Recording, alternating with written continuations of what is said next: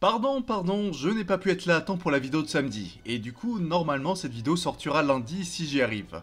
En tout cas, sachez que je suis désolé, et pour essayer de compenser, je vais quand même essayer de sortir une vidéo ce samedi. Comme ça, hop, 2 vidéos cette semaine, youpi. Vous l'avez vu au titre, aujourd'hui on va repartir sur un concept que vous avez bien aimé, les what if. Pour ce second what if, on va passer à la partie 5 et parler de Fugo. Après tout, c'est un très bon personnage, et je pense qu'il y a beaucoup de choses à dire sur lui. Ah, aussi, là je vais encore prendre un sujet que j'ai choisi, mais la prochaine fois, ce sera à vous de choisir. Comme ça, on inverse les rôles et ça fait participer un peu tout le monde. Avant de commencer, on garde bien sûr les fils rouges des vidéos. Merci aussi Sorry to VF pour les scans Jojo en français et en coloré. C'est un travail de fou qu'ils font, donc n'hésitez pas à passer sur leur site, même si bien sûr je vous rappelle que la meilleure chose à faire, c'est d'acheter directement le manga pour soutenir notre très cher Araki. Un très gros merci à Berg pour la miniature et qui, vous avez l'habitude, est toujours en train de travailler sur les vidéos sur la famille Gashigata, donc on n'oublie pas de lui dire merci en commentaire. Et enfin, si vous voulez parler de Jojo avec d'autres personnes, n'hésitez pas à rejoindre les Discord en description.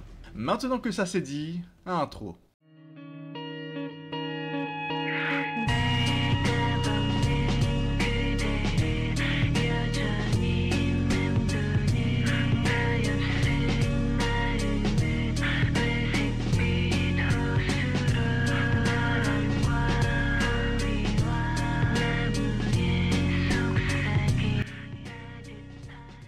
Panakota Fugo. C'est un personnage que soit on adore, soit on n'aime pas, et en soi c'est normal, car il est aussi le seul personnage du manga à avoir tout simplement abandonné son groupe. Cet acte a été ressenti comme une trahison pour certains, et pour d'autres tout simplement un autre exemple de pourquoi Fugo est un personnage qui pense surtout avec sa tête. Pour vous remettre dans le contexte, après avoir réussi leur mission, le groupe de Bucciarati a pu remettre Trish à Diavolo, le chef de la mafia. Cependant, ils étaient très loin de se douter qu'en réalité Diavolo voulait revoir sa fille non pas pour la garder à ses côtés et ainsi la protéger de futurs assassin, mais de la tuer de ses propres mains pour ainsi être sûr que personne n'arrivera à remonter jusqu'à lui grâce à l'ADN de sa fille. En voyant ce coup de théâtre, Bucciarati, qui, il faut le dire, est un homme extrêmement gentil avec toutes les personnes qui sont dans le besoin et qui se bat corps et âme face à la drogue, a tout simplement pété un câble et s'est rebellé face à son boss. J'aimerais dire que face à un élan de colère, Bucciarati a combattu comme un lion et a fait un combat formidable face à son boss, mais la réalité c'est qu'il s'est tout simplement fait détruire par la force écrasante que représente King Crimson. Même s'il a réussi à protéger Trish, Bucciarati s'est fait tuer dans le processus, mais comme son destin n'était pas encore terminé, il a réussi à survivre grâce à Giorno, même si c'est dans une forme où il ne saigne plus ni ne ressent plus la douleur. On arrive ainsi au fameux moment de la séparation. On est dans un moment où nos protagonistes ont deux choix,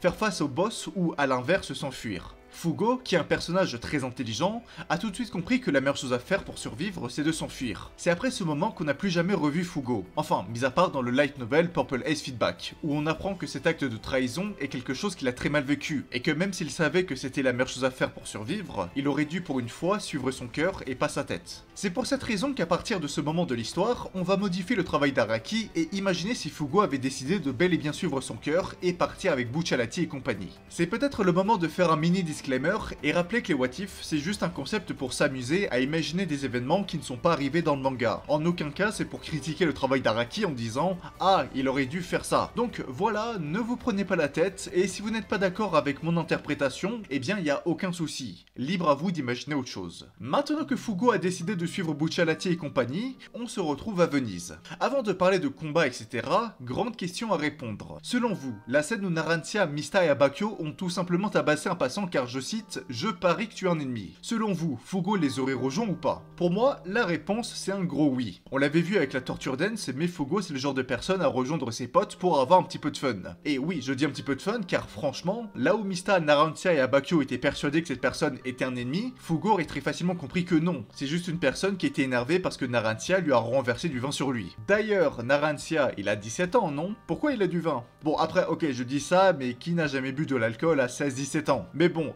Bucciarati, attention, faut quand même que tu surveilles tes gosses. On passe maintenant au premier combat, Narancia face à Clash et Talking Head. Ce combat était plus un combat basé sur le mental qu'un véritable combat de stand, et tout ça à cause de Talking Head qui a pu prendre le contrôle du corps de Narancia pour mener lui et son groupe en bateau. Narancia a essayé de prévenir ses amis, mais même si Giorno a réussi à comprendre l'astuce, malheureusement c'était déjà un peu trop tard pour lui. Mais ce combat avec Fugo, il se serait passé quoi? Fugo, comme dit précédemment, c'est un personnage qui est à la fois très intelligent, mais qui a tout de même un côté hyper violent qui est matérialisé par Purple Haze, un stand qui a l'un des pouvoirs les plus destructeurs grâce à son virus mortel. C'est un stand qui qui ne peut pas être utilisé comme ça sans aucune répercussion. Une mauvaise action et tu peux tuer tes ennemis comme tes alliés. Mais comme je vous l'ai dit, ce combat c'est un combat mental, et dans ce genre de situation, c'est sûr que Fugo peut faire pencher la balance. Fugo c'est quelqu'un qui a un lien avec Narancia, comme une sorte de mentor. Après tout, c'est lui qui lui apprenait des choses comme un véritable professeur, même si on doit l'avouer que parfois, eh bien ses cours particuliers se terminaient dans les larmes et le sang. Il y a très franchement un monde où Fugo arrive à comprendre que Narancia est bel et bien attaqué par deux stands, et ça de façon bien plus rapide que Giorno. Si c'est bel et bien le cas, en réalité ça ne changerait pas vraiment la fin du combat. Dans tous les cas, Narancia serait la star du combat, avec très probablement Giorno qui serait en support pour le guider grâce à Gold Experience. Car oui, je vous rappelle que dans le combat de base, Giorno ne s'est aperçu que trop tardivement que Narancia était attaqué. À cause de ça, Giorno s'est fait prendre en embuscade et n'a pas vraiment pu participer au combat, même s'il a quand même pu soigner Narancia au moment crucial. Le même combat avec Fugo ne changerait donc pas la finalité du combat, avec une victoire du gang de Bucciolati, mais rendrait le combat sûrement bien plus simple grâce à son analyse, et donc éviterait à Giorno, Mista et compagnie de se faire autant blesser. Comme quoi, savoir se servir de sa tête, ça a de gros avantages.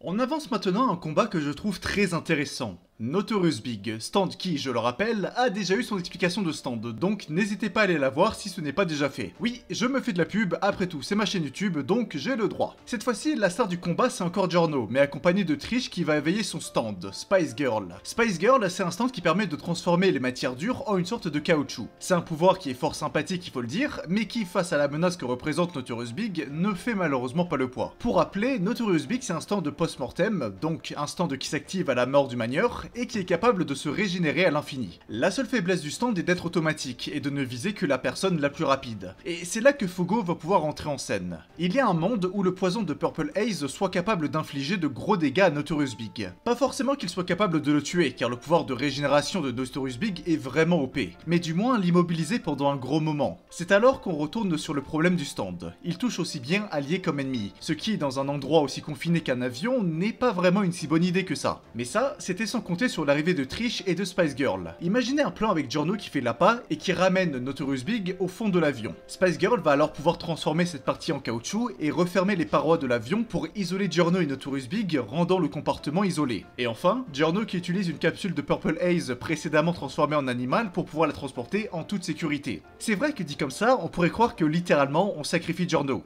Et c'est vrai qu'il va pas mal douiller le pauvre. Mais je vous rappelle que ce dernier est capable de se soigner de Purple Haze. Donc même si vraiment ça lui fait un mal de chien, grâce à ce plan des plus loufoques, Giorno et compagnie auront réussi à vaincre Notorious Big. Et ce que j'aime bien avec cette interprétation, c'est que, encore une fois, certes Fugo aura un rôle essentiel, mais il ne volera pas la vedette à Trish qui aura réussi à invoquer son stand, et qui, du coup, est au centre du plan. Ainsi, c'est grâce à cette stratégie un poil suicidaire que nos protagonistes se retrouveront à l'un des moments les plus tristes de la partie, la mort d'Abakio. Pour cette partie, je n'ai malheureusement pas grand chose à dire. Diavolo a tout simplement fait une action parfaite. Fugo a beau être très intelligent, il ne peut pas deviner comme ça grâce à son instinct que Diavolo a deux personnalités. En utilisant le corps de Doppio pour se faire passer pour un enfant, Diavolo a pu se rapprocher d'Abakio sans aucune difficulté et lui infliger un coup mortel. Vraiment, sur ce point-là, Diavolo a tout fait parfaitement, et la présence de Fugo n'aura qu'un seul petit impact. Rendre la scène un peu plus émouvante, car cette fois-ci, il y aura une personne de plus qui pleurera la mort de son ami.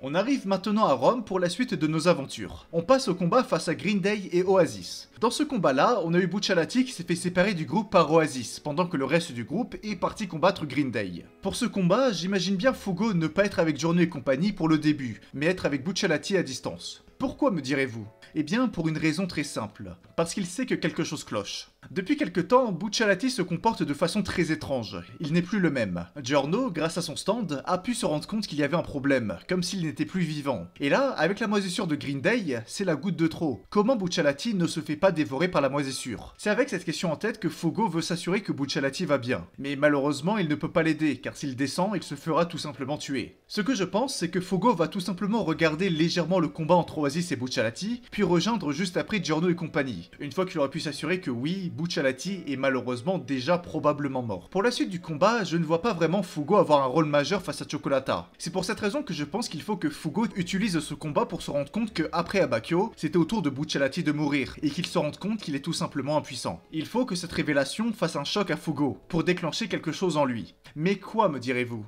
Eh bien tout simplement un nouveau pouvoir. Je veux bien sûr parler de Purple Haze Distortion. Pour les gens qui ne le savent pas, Purple Haze Distortion c'est la version améliorée de Purple Haze que l'on retrouve dans le light novel Purple Haze Feedback. C'est un pouvoir qui permet à Fugo de tout simplement enlever le virus mortel de Purple Haze à quelqu'un qui est déjà infecté. C'est un pouvoir qui permet de contrôler la grosse faiblesse de Purple Haze et de le rendre donc bien plus efficace en équipe. Mais en quoi est-ce que cette amélioration va être utile? Et bien pour ça, on va devoir avancer un petit peu et se rendre au Colisée de Rome. Nous avons donc Giorno, Mista, Narancia, Trish et Fugo qui arrivent au Colisée, tandis que Buccialati se fait sans le savoir manipulé par Doppio. Et c'est pour cette raison que je voulais que Fugo arrive à observer de loin le combat entre Buccialati et Oasis pour éveiller son stand, mais qu'il puisse ensuite rejoindre Giorno et compagnie pour que comme ça, Doppio puisse piéger Buccialati. De cette façon, la suite de la partie va se passer comme dans l'œuvre originale, avec l'activation du Requiem de Polnareff. À ce moment-là, on est dans un vrai remake de The Thing, où on doit débusquer où est caché Diavolo. Et c'est à ce moment-là que l'intelligence de Fugo, comblée à son nouveau pouvoir, pourra sûrement découvrir où se cache le boss. S'il y a bien une personne capable de comprendre que le boss possède deux personnalités, c'est bel et bien Fugo. Et avec le danger que représente Purple Haze Distortion, Diavolo ne pourra pas prendre de gros risques en sortant comme il veut. Cependant, même si Fugo représente une grosse menace, je ne pense pas que ce sera suffisant pour abattre la détermination de Diavolo. Et c'est sûr qu'il attendra juste le bon moment pour frapper. Comme par exemple le moment où Fugo décidera de s'attaquer au Requiem de Polnareff pour essayer de s'emparer de la flèche. Je refais une micro-pub, mais je vous rappelle que j'ai récemment fait une vidéo sur Silver Chariot Requiem. Donc si vous voulez avoir plus d'infos sur ce stand, vous savez où cliquer. Car franchement, je ne vais pas tout expliquer, sinon la vidéo ferait 10 minutes de plus. Tout ça pour dire que même si Silver Chariot Requiem est un stand qui est très dur à tuer avec son coup de l'orbe de lumière, est-ce qu'il serait capable de se faire battre par Purple Haze? Je veux dire, certes le stand est extrêmement résistant, mais il y a franchement un monde où Purple Haze peut totalement dissoudre Requiem. Et même si ce n'est pas vraiment le cas, je pense qu'une nouvelle fois, Fugo est capable, à la même manière que Buccialati Diavolo, comprendre comment fonctionne le Requiem de Polnareff. Au final, si Silver Chariot Requiem arrive à résister au stand de Fugo, cette amélioration de Purple Haze en Purple Haze Distortion aura tout de même un rôle important. Mettre une grosse pression sur Diavolo et ainsi l'empêcher de sortir, et donc par conséquent, empêcher la mort de Narancia. Oui, voyez-vous, je pense que ça sera là le plus gros impact de Fugo dans cette partie. Empêcher la mort d'un autre de ses amis. À cause de la pression qu'exerce Fugo, Diavolo n'a qu'une seule façon de s'en sortir. S'emparer de la flèche d'une façon ou d'une autre. Et la meilleure chose qu'il peut faire, c'est d'utiliser le corps de Trish en otage pour ainsi affaiblir la sphère de lumière et ainsi devenir un roi parmi les rois. La fin du combat, vous la connaissez, et franchement, je ne pense pas qu'il y a un monde où Fugo aura un impact sur la fin de cette partie. J'aimerais vous dire que oui, nous allons avoir un Purple Haze Distortion Requiem, mais non. La star de la partie, c'est ni plus ni moins que Giorno, et il faut que ce soit lui qui inflige le coup final à Diavolo, marquant ainsi la fin de la partie 5. Avec cette interprétation, Fugo a pu obtenir un rôle important sans pour autant voler la vedette à nos autres protagonistes. Bien sûr, la réalité du manga est assez loin, surtout avec la mort de Narancia. Mais j'ai envie de vous dire que perso, ce what if, eh bien il m'a fait rêver. Fugo, c'est un perso qui, à l'origine, devait être un traître. Mais comme Araki a trouvé l'idée trop cruelle, il a décidé de tout simplement enlever Fugo du récit. Une partie 5 avec Fugo en traître, ça aurait été quelque chose de vraiment totalement terrifiant. Et même si j'adore la partie 5 comme elle est, je dois avouer que je suis plutôt curieux de savoir comment ça aurait pu rendre. Mais bon, au moins, avec notre partie 5 actuelle, on a pu avoir le light novel Purple Haze Feedback, pour ainsi avoir une sorte de rédemption au personnage de Fugo. Et ça, faut le dire, c'était une excellente idée.